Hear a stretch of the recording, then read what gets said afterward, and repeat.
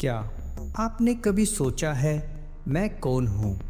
क्या शरीर ही सब कुछ है या कोई और शक्ति है जो हमें चलाती है? आज हम मिलेंगे एक ऐसे ऋषि से जिनकी बातें आज भी ब्रह्म ज्ञान की नींव मानी जाती है। यह कहानी है ऋषि याज्ञवल्क्य की, एक ऐसे मुनि जिन्होंने आत्मा, ब्रह्म और मोक्ष को परिभाषित किया।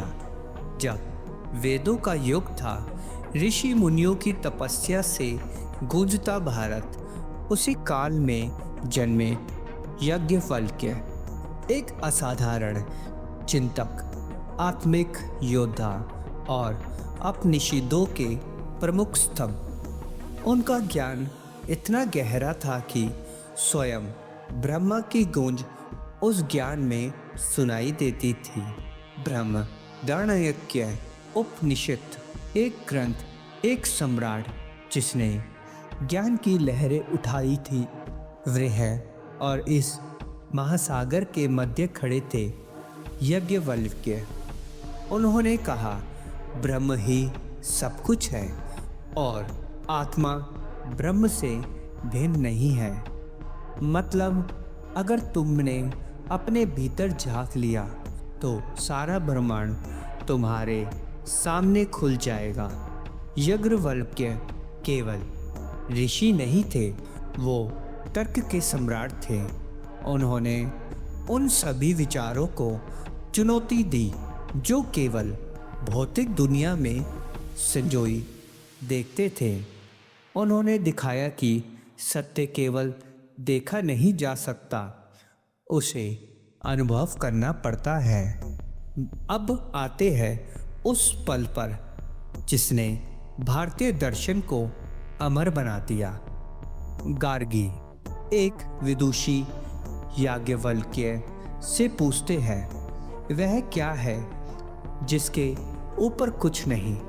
याज्ञवल्क्य मुस्कुराते हैं और कहते हैं, वह ब्रह्म है जो ना देखा जाता है ना सुना जाता है, लेकिन सब कुछ उसी से है।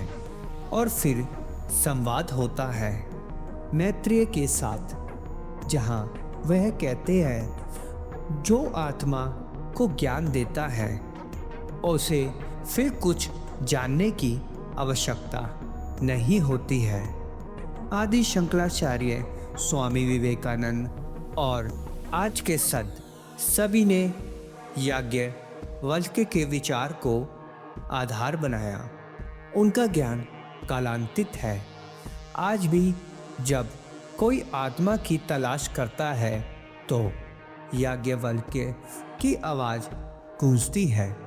उन्होंने कहा, शरीर मिटेगा पर आत्मा नहीं मिटेगी, और जो आत्मा को जान गया वह मुक्त हो गया। मुक्ति यानी मोक्ष। ऋषि याज्ञवल्क्य की बातें हमें याद दिलाती है कि हम केवल हाड़ मांस के पिंजर नहीं, बल्कि उस दिव्य चिंगारी के अंश है जो ब्रह्म है। तो चलिए उनके ज्ञान से प्रेरणा लें और खोजें जो शरीर से परे है। अगर आपको यह कथा ज्ञानवर्धक लगी हो तो वीडियो को लाइक करें, शेयर करें और सब्सक्राइब करना ना भूलें। और कमेंट में ज़रूर बताएं, क्या आपने कभी अपनी आत्मा से महसूस किया है? जय श्री कृष्ण, जय वेदांत।